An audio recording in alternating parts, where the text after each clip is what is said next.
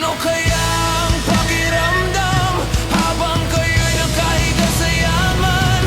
Kami nagsisiksikan, kami nilulunod sa baha ng inyong Guys, kasalanan. cancel mo na ang finish ngayon kasi binabaan na ang lugar namin. Kami nagbabayad ng buwis, pinaghirapan So, dugot, pawis. Ngunit bakit ninanakaw lang? mayroon pang tumulit na sakyan dito.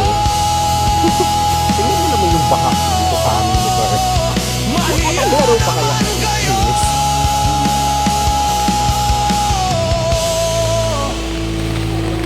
Ano kayang pakiramdam ng kontraktor na nakaupo sa mamahaling kotse? Baka hanggang toho.